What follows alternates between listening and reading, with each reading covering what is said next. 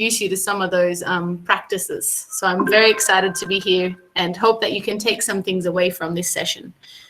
So I'll just get my presentation slide up. And okie dokies, great. All right, so I hope everyone can see that. If at any time throughout this session you have any questions, then please just, unmute yourself and let me know. Anyway, let's get started. So mindfulness in education. So what is mindfulness? So mindfulness means paying full attention to something. So it means taking your time to really notice what you're doing.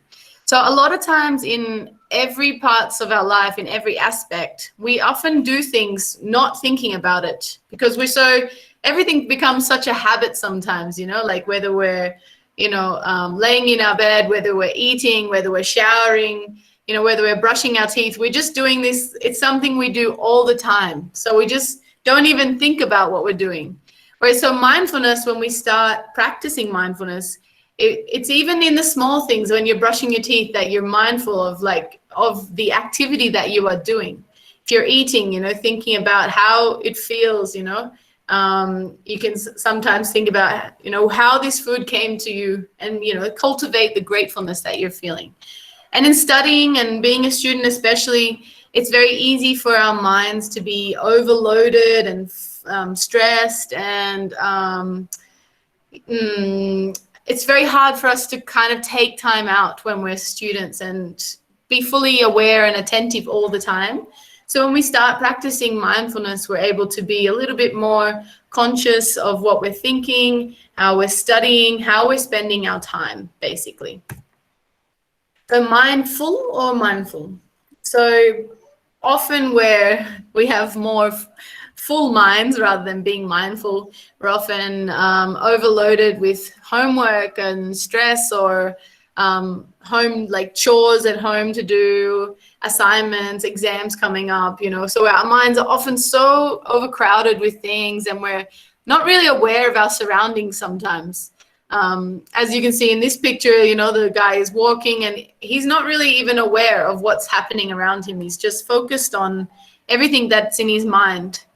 And this happens quite a lot, even for me sometimes. I know if I've got a lot of things on my mind, sometimes if I go for a walk, I'm not really aware of what's happening around me. And sometimes that's a little bit scary for me. I like, it's nice to it's very important for us to be aware of our surroundings and be grateful for, what we have, and try not to be too caught up in our minds.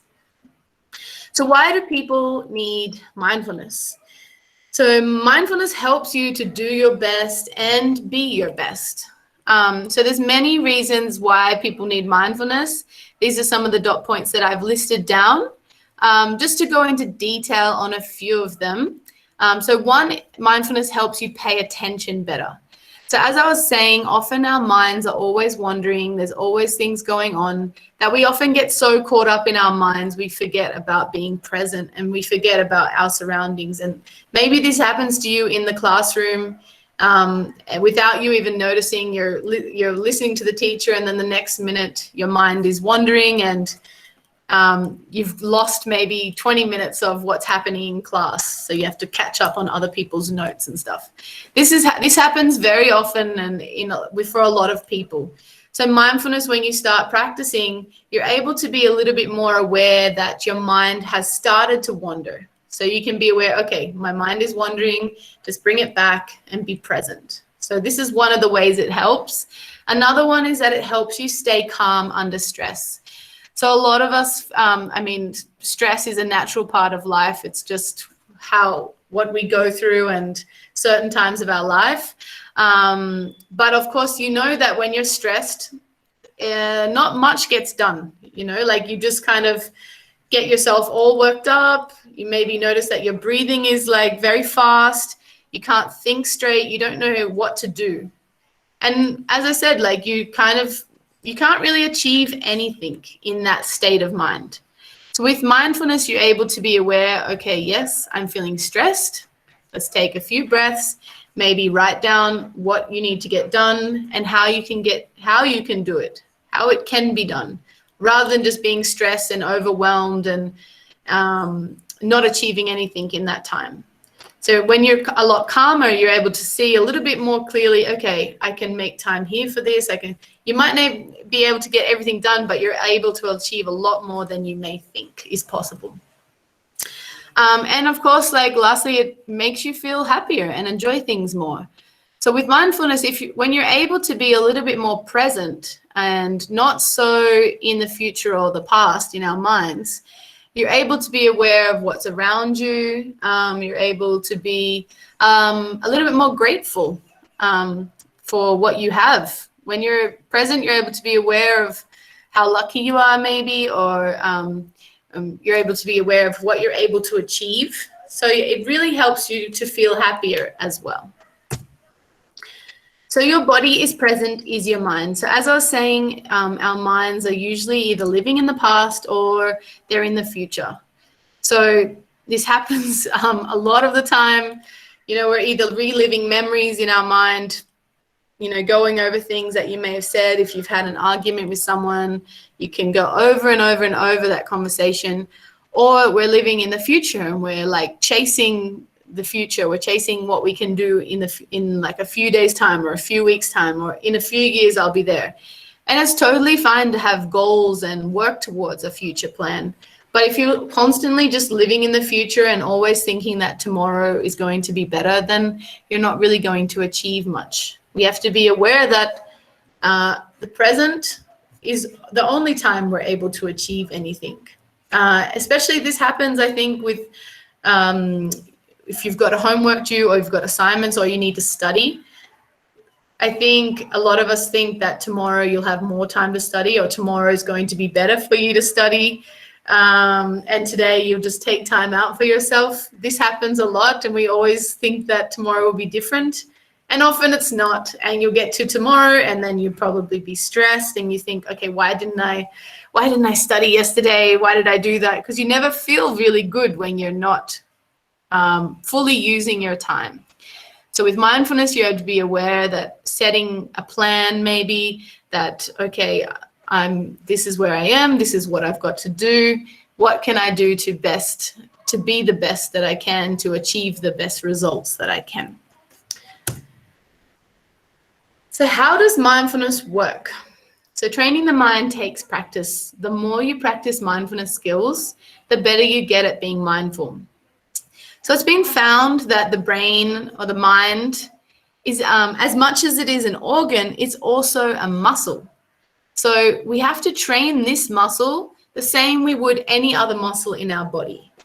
And as you know, if you want to work out and you have big shoulders or biceps or abs, you know that you have to put in the work to train that muscle. You have to do all these different exercises, and it doesn't happen overnight. So the same thing goes for our mind. We have to slowly, start doing these exercises and practices to strengthen our mind, to be more present and be more mindful of our surroundings, of ourselves. So it really is a practice that we have to work towards, and it's not something that happens very quickly. For myself, I've been practicing mindfulness, or I've been especially like working with meditation for, let's say, the past 8 years. And at the first, it was really difficult for me doing meditation. I never wanted to really sit down with my thoughts. I thought it was quite overwhelming what may come up. So I would just do short little bits of meditation. But even short amount of time that you can spend, it really benefits you. So I used to start off with just doing 1 minute or 2 minutes, then going to 5 minutes.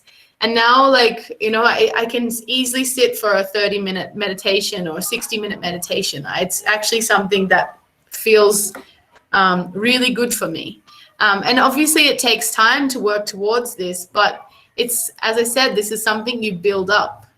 So I used to think as well that 1 minute wouldn't be enough time. And we think that as beginners, but even if you can spend 1 minute, then that's great, and you'll start to see how you're feeling. You'll start to see the benefits. So I think for a lot of us, if you are a beginner, I think one of the best times to start is just in the morning after waking up. You can either, take a seat in your bed even, you can stay lying down and just take 1 minute to notice how you're feeling, how your mind is feeling, and maybe being, practicing gratefulness, like you get to have another day. And then you can sort of start thinking about what you want to achieve for that day, how you can be the best version of yourself for today. So I think that is probably one of the best times that I can think of, because as we go throughout the day, we often don't find the time to do these things, especially when we're beginners. We sort of think we get busy and then we don't make the time for it. So as soon as we wake up, we can just spend 1 minute just practicing mindfulness and just closing our eyes and taking a few deep breaths. But I just have a little video to show you, which is something that happens to a lot of beginners when they start practicing meditation and mindfulness. They kind of feel overwhelmed with all these thoughts in their mind, and they feel like there's a monkey inside just jumping around. So this is a video kind of explains it like really nicely with some good graphics. So I'll play the video and then we can talk a bit more after. It's quite normal when we start to meditate for the mind to jump around all over the place. We might find it tends to chase after all the little things, to be constantly moving about, from the present to the past to the future, in fact to rarely be still at all. Fortunately, the mind can be tamed, not by forcing it to stop or trying to make it sit still. We don't want to trap it. That would just stir it up and create even more movement. But by training the mind, having an awareness of when our attention has wandered off, and gently bringing it back with a kind and friendly hand. In this way, the mind slowly becomes a little less restless. It also becomes more comfortable with this idea of sitting still. In fact, it might even come to enjoy it. This analogy for the mind has been around for thousands of years. Thankfully, so is the knowledge that, with time and practice, we can learn to train this monkey. So as you saw in the video, the monkey kind of is jumping around, and when we are beginners, I think a lot of us believe that there should not be any thoughts in our mind, and that's the aim of this meditation and mindfulness. However, we're always going to have thoughts in our mind. We're always going to have things going on. We just have to learn to detach ourselves from those thoughts and not let them carry us away. So as you see, like sometimes the monkey sees a butterfly and then it runs off. That happens a lot, and it can be a little bit overwhelming at first, but you just have to have a bit of patience. And each time the mind wanders, you just remind it to come back to the present and just be aware. Okay, just take a few breaths, come back, let's start again. And that's just, it's normal, that's the way it will be. It'll happen like that, but it's totally fine. And over time, you'll start to slowly be aware that your mind is more wandering off, and you'll get better at this over time. One thing that I do when I'm practicing is I think of my thoughts as clouds in the sky. So I just, every time I'm practicing, each time a thought comes in, I just think of them as clouds passing through, rather than just seeing them as thoughts. And that helps me to just detach myself from them. I can just watch them drift by in the sky. So that's one way that works for me. I have another little activity that might be helpful for you and something that you can use anytime, anywhere. So this is using your 5 senses. So I'll get you to practice this one with me now, and maybe you can be helpful for you afterwards as well. So for this activity, I'll just get you to close your eyes and just take 3 slow breaths. So taking a deep inhale and exhale. Inhale. Exhale. Last one, inhale. And exhale. And then opening your eyes, I just want you to look around and list 5 things you can see. So you can make a mental note or you can just write them down. There's 5 things that you can see.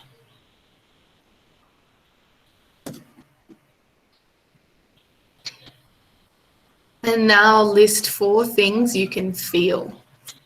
So you can physically touch them, notice how they feel, and maybe their temperature. Is it warm? Is it cold?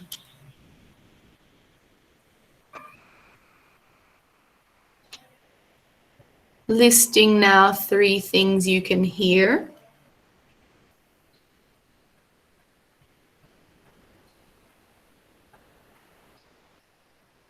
Maybe it's some birds outside, maybe someone's playing music, my voice. And now listing 2 things you can smell. So this one can be a little harder, but just take the time. Maybe it's your t-shirt, maybe there's incense burning. And lastly, 1 thing that you would like to taste. So just think of 1 thing that you'd like to taste right now.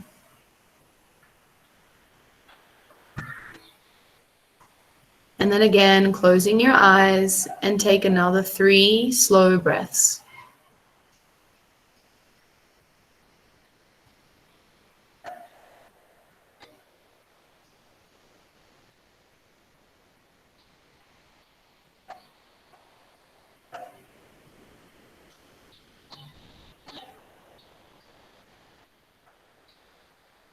And then when you're finished, again, opening your eyes and just noticing how you feel. If you can notice a calmness in your body, maybe feeling a little bit more aware of your surroundings. So you're a lot more present with this moment right now. And sometimes even just taking 3 slow breaths is a huge help.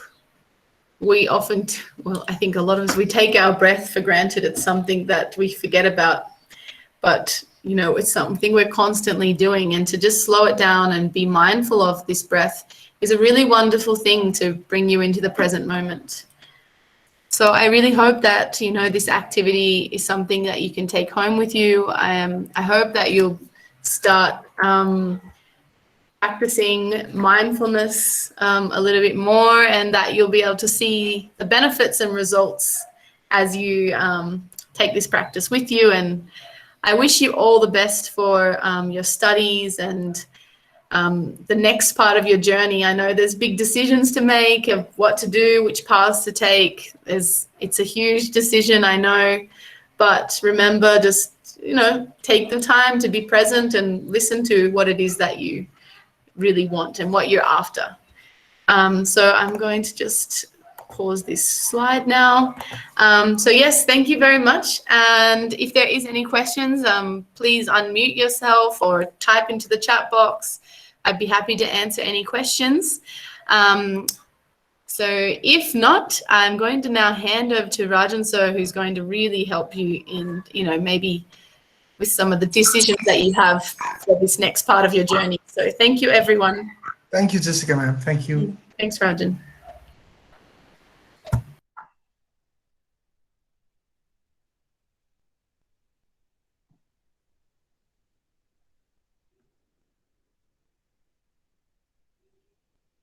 Any questions? Students, any questions for Jessica? No questions. All right. So shall we begin with the next presentations? All right. So let me share you with my slides.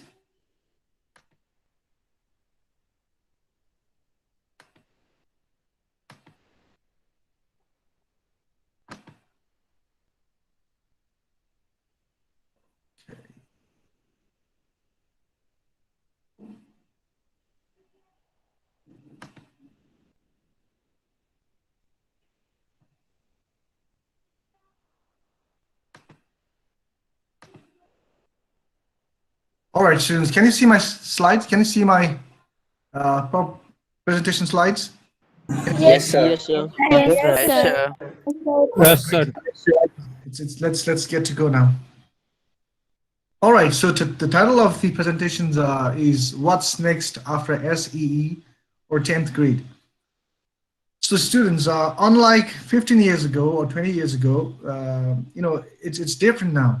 15 years ago, it was like the students, after getting their S.E.E., there were very limited boards. The students used to have not much idea on what are the different boards, what are the different pre-university programs to get enrolled with in order to get access to undergraduate programs. It was only like, ISC or ICOM, or it was +2. So that was the students were only familiar with the government, Nepal Ministry of Education's run programs. So they were not familiar with the other international programs. Even they were not familiar with the Indian CBSE programs. So here today, we are going to make you all familiar with the different programs, with its different scope, advantage, with its different merits and its limitations, so that you can have a better choice, so that you can consult with your parents, you can consult with your seniors, and have more discussions and have more mind-storming sessions with your parents, with your seniors, and make the best decision for you, for your career, for your higher studies. So that's the main motto of today's presentation. So these are the 4 programs which are widely practiced in Nepal currently. Well, there are other programs as well, but we are focusing on these 4 programs because these 4 programs are widely practiced as a regular student. The first one is IB, which is an abbreviated form for International Baccalaureate. Another one is CBSE, Central Board of Secondary Education. The third one is +2, which everyone is well aware of. And the fourth one is GCE A-Level, General Certificate Education, Advanced Level. So these 4 programs are all pre-university programs. These are all 2 years academic program and is widely practiced all over Nepal. So we are going to discuss in detail about all of these programs, about the scope, about its limitations, about its merits, about its advantage, and we will help you to take the best decision for your higher studies program after getting your 10th grade or after completing your S.E.E. So I have tried to differentiate these 4 different pre-university programs on the basis of 6 grounds. And those 6 grounds are board, the recognition, the examination, the grading system, minimum number of subjects that the students will have to get enrolled with, and the total cost that is incurred in acquiring these pre-university program. Let me talk about IB program first. So IB is a legal entity which is Swiss law, and the headquarters of this pre-university program is in Geneva, Switzerland. Since it's a Swiss program, the headquarters of this board of this pre-university program is in Switzerland, Geneva. And recognition. IB is internationally recognized program. It's highly famed, it's highly reputed and globally recognized program, and is especially practiced in the developed countries and highly developed countries, especially in the Western world, in the American and European countries. Now, talking about the board examination, the IB conducts its board examinations only in the second year. It does not conduct in the first year. The first year examination is conducted by the school itself internally. The internal assessment takes place, a lot of project work, thesis writing, a lot of report writing is there, on the basis of which the school evaluates the academic performance of the students in the first year. And in the second year, the board conducts the examination in the month of May. So unlike other programs, which you find in other programs, every year there's an exam session in other programs, but in IB, the board conducts the exam only in the second year. Now, talking about the grading system. So it's the grading system of IB is quite unique when we compare to the other pre-university program. The highest grade the students achieve is 7, and the least grade the student might achieve is 1. The student scoring 96% to 100% gets 7th grade, 90 to 95% 6th grade, 80 to 89% 5th grade, 70 to 79% 4th grade, 60 to 69% 3rd grade, 50 to 59% 2nd grade, and below 50 is 1 grade. So there's no other grade below 1, and there's no any grade called 0 or minus, negative integrations. So negative integers. So the thing is that if the student scores 1 in any subject, that means that's the least grade, and that grade is not appreciated by the university programs. So similarly, 7th is the highest grade. So in order to get enrolled in a good universities, you need to have at least more than 3rd grade. So that's the requirement. Below 3rd grade is considered as a poor grade. So that's how it's done in the grading system in IB. A minimum number of subjects that the student will have to get enrolled in IB program is 6 subjects. So the students will have to take 6 subjects anyway. So all the subjects that are listed in IB program are divided into 6 groups, and from each group you'll have to take 1 subject. So that means in total you'll be having 6 subjects, and in which you will be doing all your assignments, your report writing, your thesis writings, your examinations. Everything will be held, in order to evaluate your score, your academic performance in these 6 subjects. And talking about the total cost of this program is 19 lakhs rupees, and that's the minimum if you're getting enrolled in this program without any scholarship. It's a paid. If you're going on a fully paid program, IBDP program, so you'll have to incur minimum 19 lakhs rupees. Sometimes even it can go higher than that because of your additional stationaries, your additional field trips. So because of that, you might have to incur a little bit more than that. So maybe you can say from 19 lakhs rupees to 20 lakhs rupees will be spent if you are going for IB program and if you're going on fully paid basis. So let's go to the CBSE. CBSE stands for Central Board of Secondary Education, and it's a board which comes under the national level board controlled by Union Government of India. So it's an Indian board. You can say it's an Indian, just like IB is a Swiss board, CBSE is an Indian board. And recognitions, it's recognized all over India and it's allies. Well, I'm not trying to tell you here that CBSE is considered as a pre-university program only in India. I'm not trying to tell you that. Of course, with CBSE board, you can go and apply for universities all over India. But the only thing is that it is more renowned, it is more practiced in the Indian, all across the Indian states and some other Indian subcontinents as well. So now talking about the examinations, CBSE conducts examinations once in every year in the month of March, sometimes in April. So 11th grade examination takes place in March, and then again 12th grade examination takes place again in the March or April sometimes. So once a year, that means the board conducts examinations 2 times in the entire 2 years program. Now, talking about the grading system, the highest grade the students may achieve is A1, and the least grade the students may achieve is E. So students scoring 96 to 100% A1, 91 to 95% A2, 81 to 90 B1, 71 to 80 B2, 61 to 70 C1, 51 to 60 C2, 41 to 50 D1, 33 to 40 D2, and below 33% students achieve E grade. So E is the least grade and A1 is the highest grade. So similarly, so if you are trying to get admissions in a good universities and well-reputed universities, you must have at least above average grade, which is C2, or I would say it should be at least above C2. So that's how I would recommend you. That's how I would suggest you. A minimum number of subjects that the student will have to get enrolled in CBSE program is 5 subjects.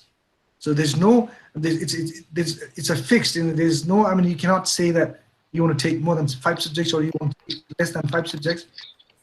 whatever stream you choose, whether you choose a science stream or whether you choose a management stream or whether you choose a humanities stream, whatever stream you go for, you'll have to take 5 subjects on the basis of the curriculum or syllabus stated by that particular stream. Now, let me talk about the total cost incurred in this program. When you talk about the average private schools and colleges in the context of Nepal, the total cost incurred in order to acquire this degree is 3 lakhs rupees.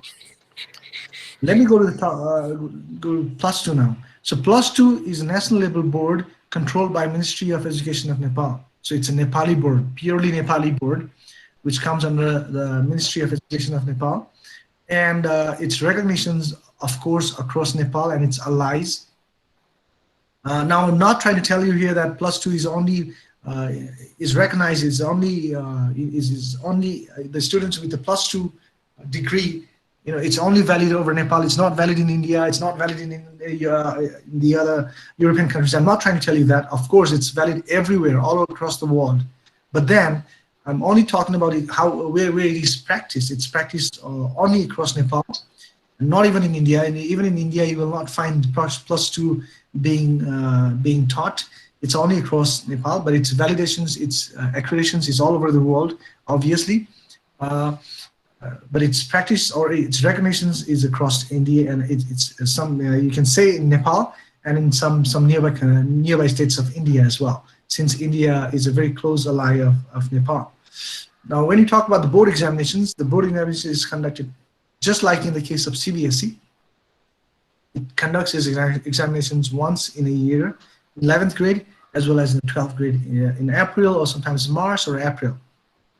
We're talking about the grading system in +2. A+ is the highest grade and E is the least grade, just like in the case of grading system of CBSE. There's a slight difference, the allocation of percentage, and in place of A1 in CBSE, in +2 we call it A+, in place of A2 we call it A. So 91 to 100% scoring students gets A+, 81 to 90% A, 71 to 80% B+, 61 to 70% B, 51 to 60% C+, 41 to 50% C, 31 to 40% D+, 21 to 30% D, and below 21% is E. Now, number of subjects that the student will have to get enrolled is quite similar to CBSE. 5 subjects, the student will have to get enrolled with 5 subjects, no matter the student gets enrolled with the science stream or management stream or humanities stream. The total cost incurred in this program is 3 lakhs again, just like in the case of CBSE. That's why in many cases we will find CBSE in +2 quite similar, except for the curriculum and syllabus. They're quite similar, the way they are conducted, the way they're graded, and even regarding the cost incurred in acquiring these programs is very much similar to CBSE. Now let me talk about A-level, General Certificate Education Advanced Level. So it is a part of University of Cambridge, and of course it's a legal entity which comes under the government of UK, and recognitions. It's internationally recognized all over the world, and it's practiced especially in developing countries and developed countries both. So if you see the popularity of this board is increasing year after year.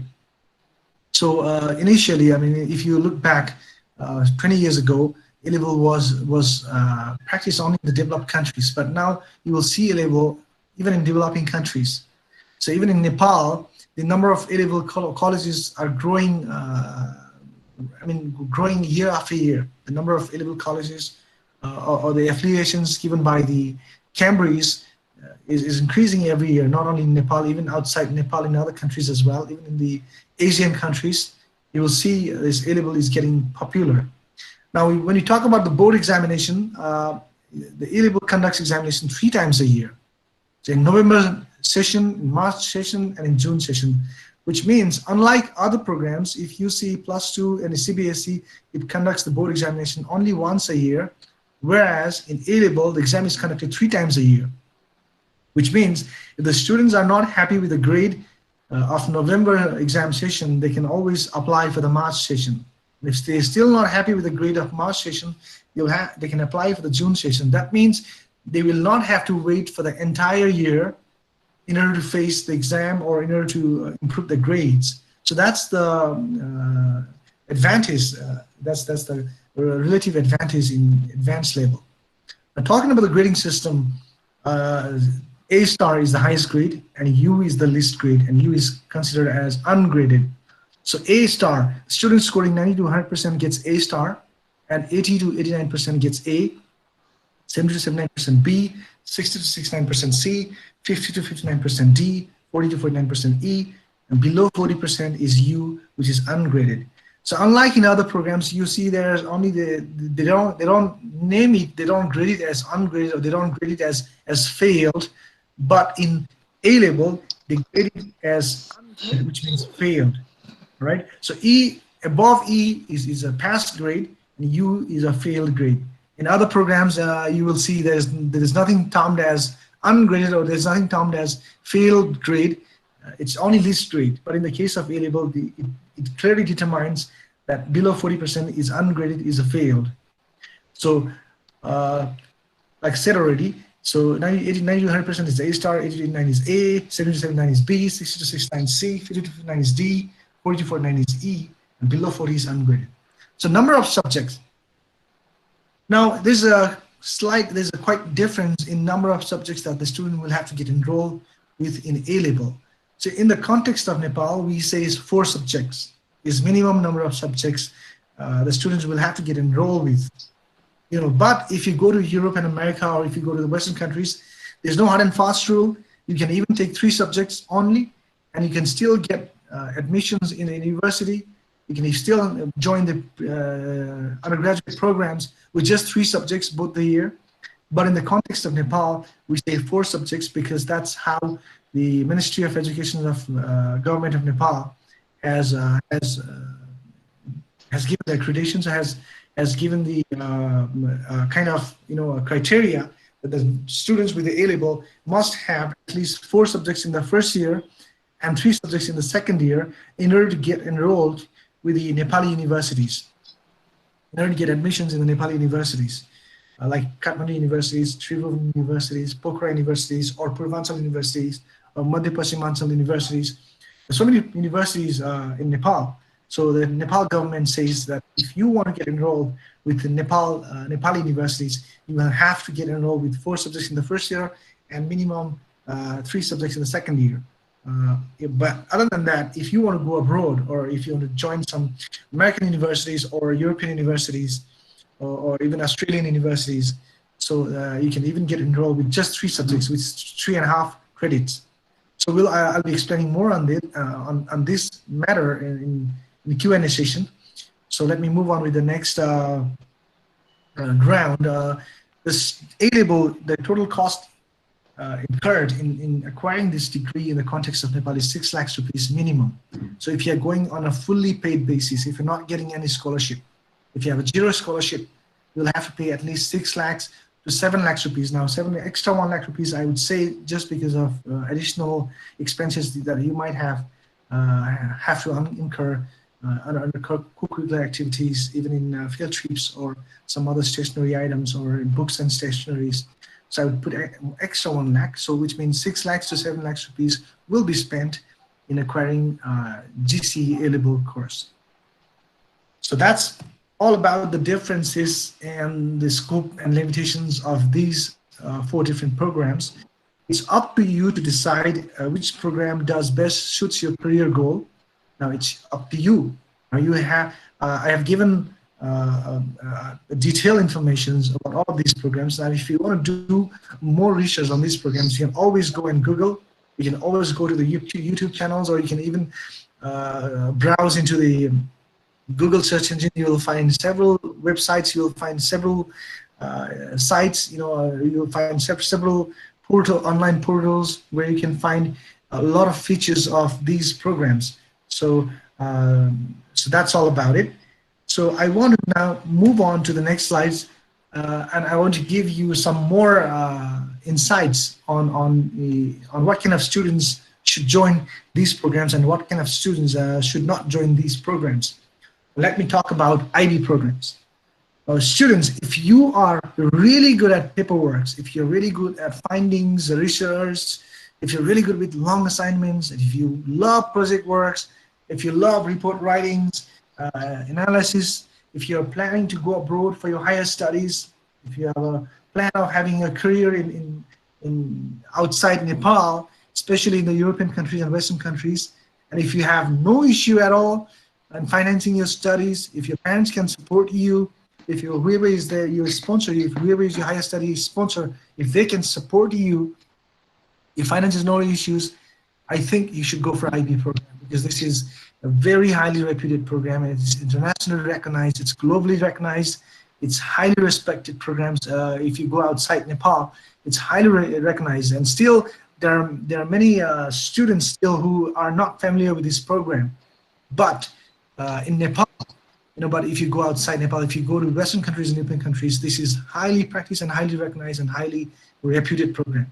So these are the, like I said already, if you're planning, if you're really, but then I would suggest to those students who are not good with having long assignments, who are not good with doing project works, or who are not used to doing the research work, you should not join this program.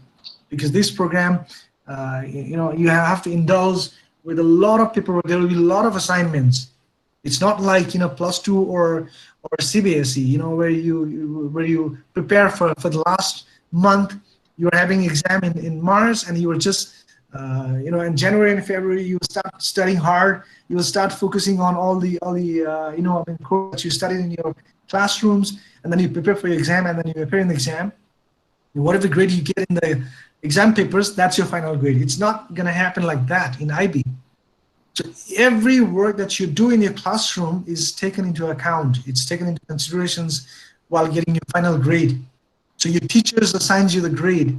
So every day work, your every assignments, your every project work is taken into considerations, and it's taken as a strong evidence to give you the final grade, right? So board examinations, you can say the board examinations conducted by IB program is only like 50%.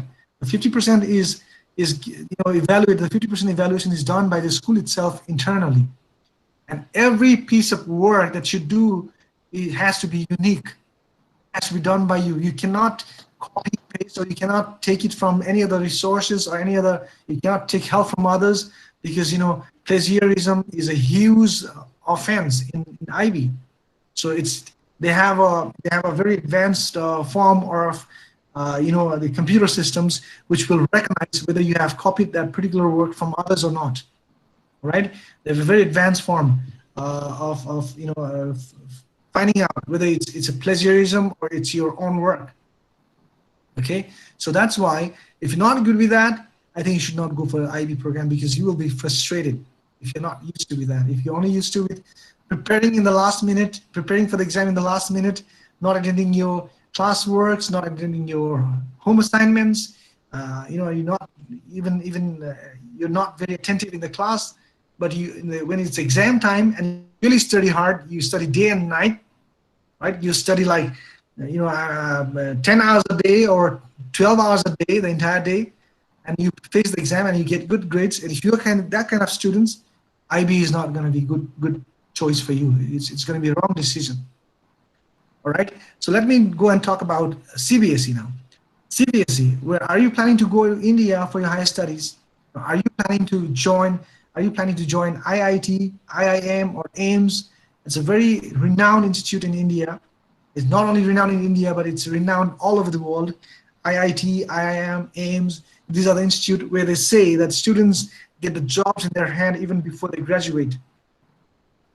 So when they are in the final year, the several reputed company comes to the university and conducts a job interview, and they give the job to the students before even they graduate. So much is the reputations of these universities or these institutes in India. And to get admission in these, there are millions of students. They apply for these universities, and only few thousands get access to these universities or to these institutes. So that's why, if you are trying to get admission in these universities or these institutes, I think you should go for CBSE, because IIT, IIM, IAIMS, these are all Indian institutes, and CBSE is also Indian curriculum. So you will find quite similarity between the curriculum and the syllabus of these universities and this pre-university program. So I'm not trying to tell you that students with an IB degree, with students with A-level degree or +2 degree cannot get access to IIT or IIM or AIMS. Of course, even they are eligible. They are equally eligible. Even they can apply for these universities. But comparatively, but relatively, the students with CBSE background will find it easier. Will find it quite similar. It will be relevant. So that's the only concern that I would like to share with you. Are you seeking a career in Indian business corporate house? Because you see, you'll be familiar with the Indian culture. You'll be familiar with the Indian way of working. You'll be familiar with the Indian corporate system, and that's why if you have this degree, you'll be having a very easy time coping with the Indian corporate house or the Indian business houses. So, are you in a budgeted plan? If you're not planning to spend like 6 lakhs rupees or 10 lakhs rupees or 20 lakhs rupees, if you only have a limited budget, if you want to get your degree, pre-university degree within just 3 lakhs rupees, I think you should go for CBSE. So that's the scope, and that's the limitations, or that's the advantage of CBSE program. Let me move on to the next slide. Now, +2, which is National Board of Nepal. It comes under the Ministry of Education of Nepal. So are you planning to join government service or civil service of Nepal? Are you trying to, do you want to be a civil servant? Do you want to join Nepal Police? Do you want to join Nepal Army? So if you want to join any government bodies as an employee, I think you should go for +2. Now, are you planning to go and get access to IOM, the Institute of Medicine, the teaching hospital? Are you planning to get access to IOE, Institute of Engineering, Pulchok, or Apatali Engineering College? It's a TU, Tribhuvan University Institute of Engineering, Tribhuvan University Institute of Management. If you're trying to get access to these institutes, if you want to be a doctor, if you want to be an engineer, and if you want to get full scholarship and get enrolled with this IOE or IOM, I think you should go for +2. That's my, now here I'm not trying to tell you that if you get access, if you get the IB degree, if you get CBSE degree, or even the A-level degree, you cannot join Government Service of Nepal, you cannot join IOM, of course you can.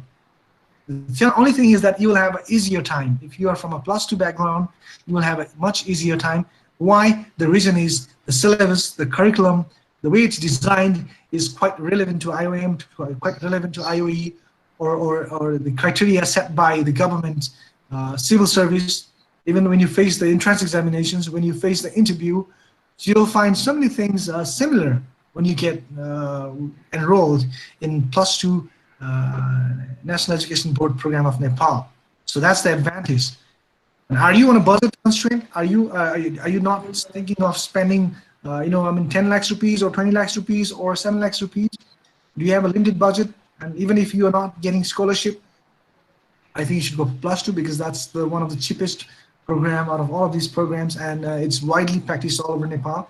There are even colleges which charges even less than 3 lakhs rupees. That 3 lakhs rupees, when I said 3 lakhs rupees, that's only when I talk about the average private colleges in Nepal. But if you go to some government colleges, if you go to some community college for +2 program, you might get that, you might get +2 educations even within 1 lakh rupees as well, even if you're paying even if you're going on a fully paid basis. So that's all about +2 education. Now let me go to Cambridge Assessment International Education, which is A-level, which is a sister concern of University of Cambridge, UK. Now, are you planning to go abroad for your higher studies? Are you planning to have your career in abroad, especially in the Western countries or European countries? Do you prefer practical approach of learning? Do you want to focus on limited subjects and its in-depth knowledge rather than be a jack of all trade and master of none? Does your parents have a decent income to support your studies? In that case scenario, I would suggest to you to go for A-level. Because A-level, like I said already, there's no hard and fast rule that you have to enroll with 5 subjects or 6 subjects. In A level, you can even enroll with just 3 subjects. You can just focus on 3 subjects and just pass them out, and you can get access to good universities all across the world. So it's because of its reputation, because of its recognitions, because of its global recognitions and internationally accredited syllabus. Practice, I told you already, it's highly practiced, it's highly considered in many countries. There are more than 160 countries where you will see the A-level courses are run. The A-level, this pre-university program is run. There are more than 160 countries all across the world. So that's why if you're planning to go abroad, if you have no finance issues, and if you want to focus on limited subjects, and if you don't want to, if you don't want to divert your mind in too many subjects, like 5 subjects or 6 subjects, if you want to have the in-depth knowledge, and if you want to, if you are a student who always believes in practical approach of learning rather than theoretical, then I think you should go for A-level. So that's all about A-level. Now, if you have any queries, if you have any questions, I would like to leave this platform open for the Q&A sessions. This is for the question and answer sessions. If you have any queries about your future career plan, if you have any queries, still, if you have any doubts and confusion about the scope and limitations of these 4 pre-university program, please feel free to ask.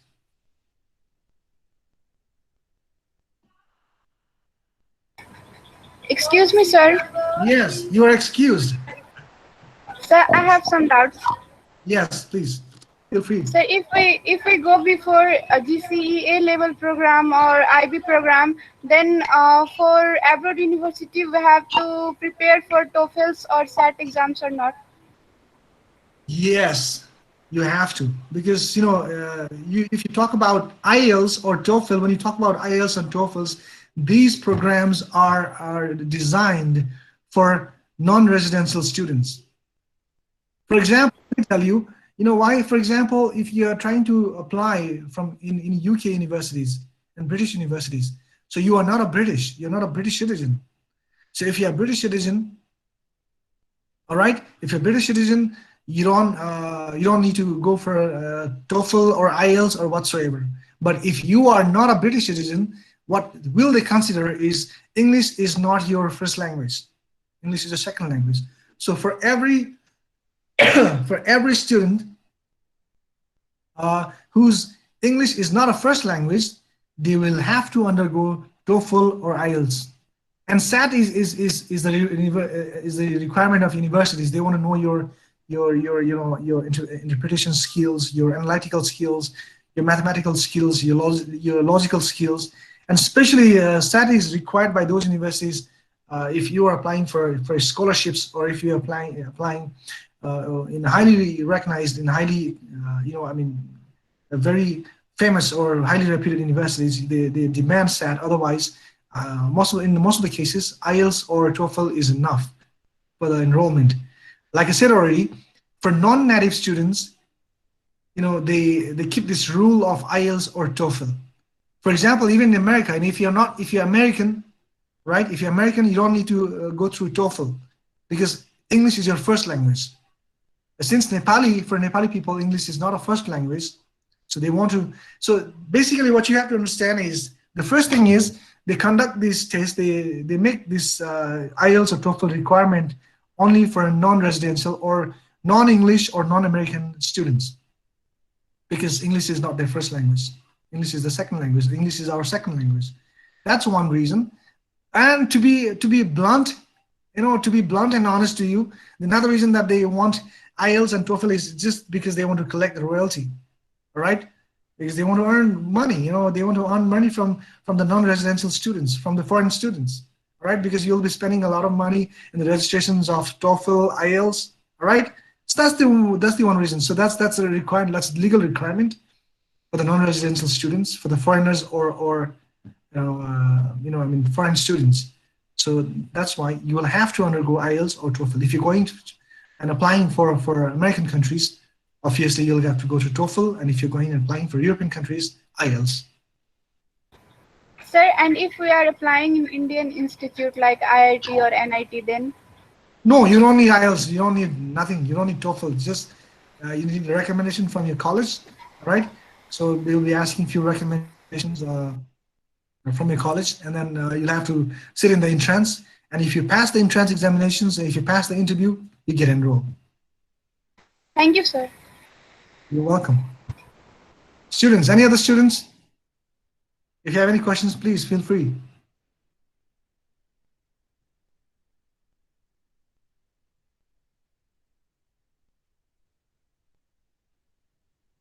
So I don't know. I think so. Can you talk about British College scholarships?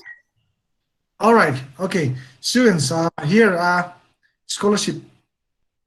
So, well, students, if you are planning to join British College, and we only run British curriculum, we only have British programs. In British College, we do not have IB, we do not have +2, we do not have CBSE, we do not have all of these French programs or Indian programs or Nepali programs. We only have British program, which is A-level. And if you are planning to join A-level in British College, we have a huge range of scholarship schemes. All right, so let me share with you my slides, and want to show you the scholarship schemes of British College, so that maybe it might help you to share it with your relatives or with your friend circles, or whoever is interested in the A-level program of British College.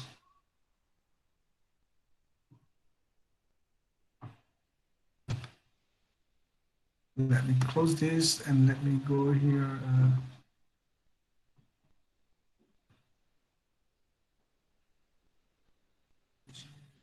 Higher study.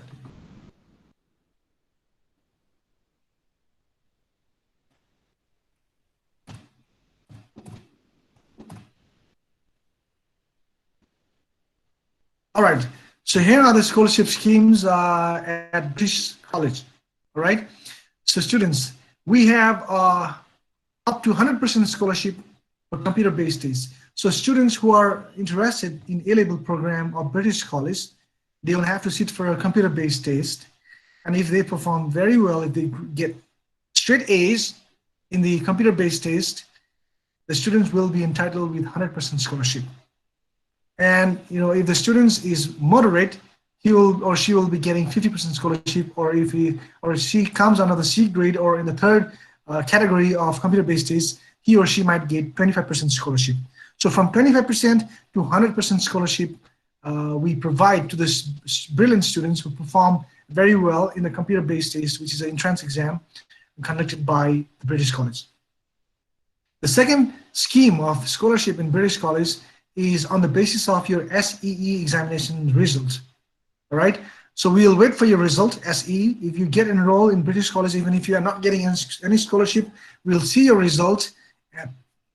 If your S.E.E. result says that you have excellent grades, like A+, and you will be getting straight 100% scholarship. And with B+ result, you might be getting 50% scholarship, or with C+ result, you might be getting 25% scholarship. So even on the basis of your S.E.E. result, you get scholarship in British College. The third type of scholarship scheme that we provide in British College is on the basis of internal exam performance, or CAI exam. All right, on the basis of your internal exam, we conduct exam internally in every 3 months. We conduct midterm exams, we conduct terminal exams, we conduct tests, and we also and then like I said already while explaining about the A-level, I said the board conducts 3 times exams: in the November session, March sessions, even in June sessions. Even in these board examinations, if you perform very well, you might get up to 100% scholarship. Now the next kind of scheme of scholarship that we provide in British College is to the students from outside Kathmandu and with financial issues. If you're from outside Kathmandu, if you're staying in a hostel, all right, if you're staying in a rented apartment, and considering your extra expenses, British College provide 50% scholarship to those students who are not from Kathmandu but from our outside Kathmandu Valley. Okay, similarly, students who are accredited with a sports some sports recognitions. If you have performed very well in district level sports, if you have performed very well in your states level sports or nationwide sports, then you will be getting 50% scholarship, be it a girl or a boy. And the next type of scholarship scheme that we have is if you belong to underprivileged community, if you are from low or backward caste or community, you will be getting 50% scholarship, because British College always believes in equal opportunity for all races, all kinds of community. That's why we provide 50% scholarship to the underprivileged and backward and low caste and community. And similarly, we provide 25% scholarship to those students who are directly recommended by the staff of British College or British Model College. So if any staff working in the British College says that this particular student, I recommend him, I recommend her, I know her, there's no hard and fast rule that that particular students need to be relatives or close relatives of that particular staff of the British College. But if he or she simply says that this particular student is recommended by me, on the basis of that, that particular students will be getting 25% scholarship flat. And these, let me tell you that these scholarships is only in tuition fee. It's not in the admission fee. The students will have to, obviously will have to pay the entire admission fee, which is charged once in a year. It's not charged every month, it's charged once in a year. And the students will have to pay this admission fee, will have to pay the annual fee. But then scholars and this tuition fee, the students will be getting waiver, only it will be getting scholarships or fee waiver only in the tuition fee, monthly tuition fee. And let me tell you that tuition fee of British College is 19,000, around 19,700 rupees.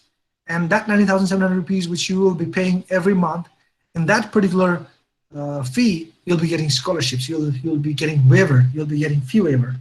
And one more thing is there, the students, in order to continue with this scholarship that we give to the students is will be valid only until the first term exam.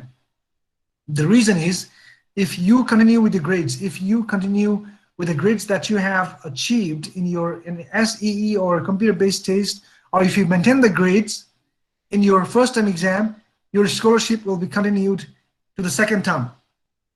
Similarly, your second term exam will determine whether your scholarships will be continued to the third term or not. For example, students who are getting 100% scholarship will have to maintain grade A in internal exams. All right. If you do not maintain that grade A, your scholarships will be cancelled. Similarly, students who are getting 50% scholarship will have to maintain grade B. If you get grades, if you cannot maintain your grade, your scholarship schemes will be cancelled. Similarly, students who are getting 25% scholarship will have to maintain grade C. Now let me tell you that students who are referred by the staff of the British College are getting 25% scholarship. That means that particular students will have to maintain grade C in the first time exam. For the first 3 months, he or she will be getting scholarship without doing anything. But after the first time exam's result, that exam's result will determine whether that particular students will be continued with the scholarship or not. All right. So this scholarship scheme is something that the students earn. Always remember, till the first term, okay, fine, we offer them. But after first term, the student will have to earn with their own hard labor, with their own effort, with their own, their effort, everything. They'll have to be very serious. They'll have to do the assignments on times. They'll have to be regular in the classes. They must have 100% attendance in the classrooms.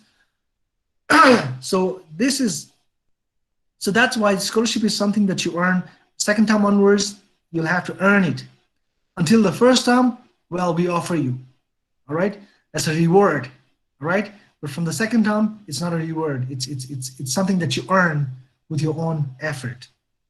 All right, and if you still have any confusion, students, please, about anything, about the schemes or about any confusions, please feel free to ask. I leave this floor open for the Q&A sessions, for the question and answer sessions.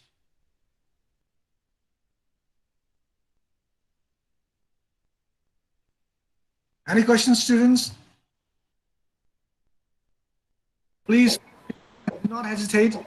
Sir, what are the streams in A level? Like English is compulsory and rest.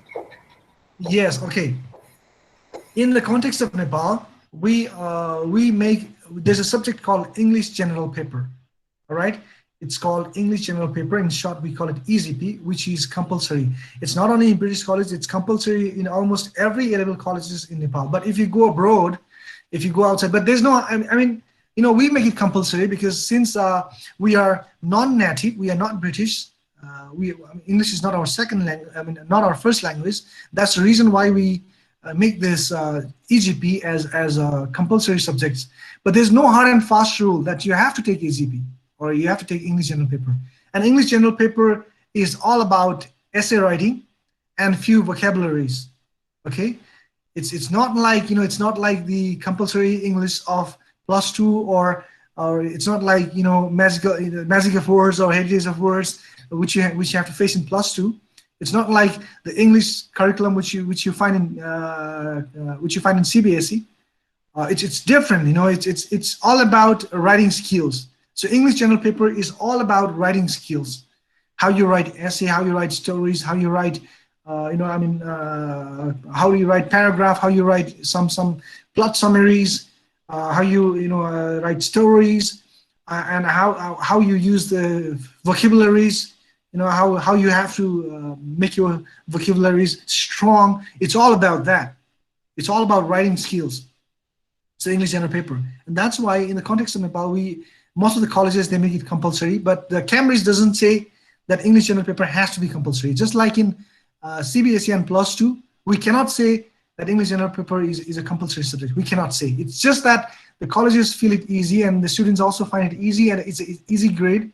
Since the students who are enrolled with with private schools in Nepal, they've been studying English since their first grade. They've been studying English for the past 10 years, and they find it easy. And that's the reason why we suggest the students to take English General Paper, because it's easy. They can easily pass it. All right, they can easily get good grades in English General Paper, and it's additional credit for the students. And that's why we say take English General Paper, because it's an easy grade. That's the reason. That's the only reason. Otherwise, Cambridge University does not say that English General Paper is compulsory subject. In A level, let me tell you that no subjects are compulsory and no subjects are optional. Every subject, I mean, there's no hard and fast rule that the students will have to take this subject, will have to drop out that subject. It's only that, you know, on the basis of your future career plan, we suggest you with the subjects. For example, we ask you, you know, what is your future career plan? If the student says, I want to join medical school, I want to be a doctor, or I want to be a biologist, and we would suggest the students to take physics, chemistry, and biology. All right. For example, the student says, I want to be an engineer. I want to join engineering college. I want to get an engineering degree after I pass my A level. And we suggest to that particular students to enroll with physics, chemistry, and maths. Now, if student says, no, I want to be a management student, I want to go for management science, I want to join BBA, I want to do the management study in my undergraduate program, and we suggest to the students to take business, economics, and accounting. And if a student says, I want to join some INGO, I want to work as a volunteer, I want to work in some community programs, community service programs, and we would suggest the students to take sociology. We would suggest the students to take economics. All right, we suggest the students to take psychology, or so this is how we suggest to the students on the basis of their future career plan. Otherwise, there's no hard and fast rule that the students must take this subject and that subject. You know, the students can even take physics, chemistry, and economics. The students can even take sociology, psychology, and maths. The students can even take economics, accounting, and psychology. All right? Students can take any subjects, but the only thing is that, you know, the subjects that you take in A level, are they relevant to the subjects that you are going to choose when you go your undergraduate program? That's the question. That's the big question. That's $1 million question. All right? Because if you are taking subjects in A level, which are irrelevant with the subjects that you are taking in your bachelor degrees program, it's just a waste of time. All right, it's a waste of time and waste of mind. So that's why we suggest to the students to take the subjects in A level, which is very much relevant to the subjects that you are going to take in your bachelor's degree program. Otherwise, Cambridge does not say, take this subject and take that subject. Drop this subject, drop that subject. Cambridge does not say. You can take, for example, let me tell you, there are students, I have seen there are students who wants to go to engineering degree and they have taken physics, chemistry, maths. All right, because physics, chemistry, maths is primarily important. It's elementary subjects for engineering. So he has taken physics, chemistry, and maths, and now he says, I want to take economics as well, because you never know. Maybe in future, if I change my mind, if I go from engineering degree to if I want to switch to MBA degree, maybe economics might help me, or maybe business might help me. So he might take additionally, beside taking physics, chemistry, and maths, he's free to take economics. Additionally, he is free to take business. He is free to take accounting. But it's all up to him whether he can work hard or not. With the science subjects, he's combining with the management subject. All right. So it's up to him. All right. I've seen students taking. That's why I say the students can take as many subjects as he or she can in A level. He can take even 5 subjects. He or she can take even 6 subjects or 7 subjects. It's not like in +2 or CBSE where the students will have to stick to 5 subjects. He or she cannot take additional subjects other than these 5 subjects. In A level, you can take any number of subjects that you want, but in the end of the day, the credits is count. All that the university count is your credit. Now, if you have 3.5 credit, you are eligible to join the university. If you are getting less than 3.5 credit, then you will be ineligible to join the universities. That's the only condition. When I say 3.5 credit, means you will be getting 1 credit for getting enrolled with one particular subject in both the year, in first year as well as second year. Now, if you study physics in first year as well as second year, and if you pass both the exams, both the papers, you'll get 1 credit. If you pass, again, chemistry in both the year, you take it in the first and second and pass it, you get another credit, you get 2 credits. If you get now pass maths, again, in the first year as well as the second year, you get 3rd credit. That means you got 3 credits. And when I say 0.5 credit, if you study English general paper in the first year, and English general paper EGP is only a half credit subject. It is not a full credit subject. You don't have to study in the second year. So you pass in the first year, you get half credit. So you have now 3.5 credit. So with 3.5 credit, you can get admission in any universities all across the world, including Nepal. All right. If you have more than 3.5 credits, that's extra bonus. And the university will say, wow, this is a brilliant student. He has got 4.5 credits. This student has 6 credits. This student has 5 credits. That's extra advantage. The students will be considered as a high scholar. The students can focus on more subjects, even with in-depth knowledge. Rajan sir, sorry to interrupt. These students have their maths classes right now. So I think we need to conclude this presentation, sir. Yeah. And I think all right. So, all right, that's it. That's all about A level. So, students. So I think we'll have to end this session. Thank you very much, students. Thank you very much, sir. Monastic Schools, sir. I would like to. I'm very obliged. I'm very much providing us this opportunity to have these sessions with your students. I hope this session was fruitful. I think I would like to thank Sonu sir, Kunal sir for your for this opportunity, right? And wish all the students the best of luck. Just in case any student wants to apply, we have left up the link form. Who wants to apply? There is a scholarship exam going on. So the examination is on 11th June. So a student can apply online from British College website, and you can register yourself. So I think we would be more than happy to offer whatever best possible scholarship for our students. So Sonu sir is also here, so he would like to say something, I think. Good morning to all. I'd like to Morning, sir. Amardeep sir, Rajan sir, and Jessica. That what I was thinking that the students should be knowing about each and every courses which they can take up after their SE, and they should be prepared. And I keep talking to them also that they need to have this knowledge about what is A plus, A level, what is uh, CBSE, what is IB course, so they can choose their course afterwards very properly. They can understand where they are staying, what they can do afterwards in their future.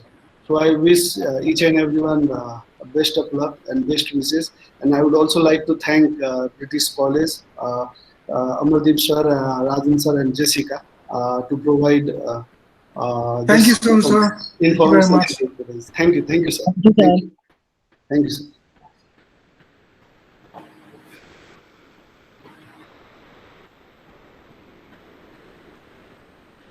Okay, Amardeep sir. Yes, sir. Okay, so finally we are closing this meeting, right? Okay. Many thank you, Azulai sir. Let's do it then. Okay, students, if you want to have some contact details, you can see the chat. Govind Adhikari sir has left some contact details over you for you, so you can copy these details from your chat if you want them.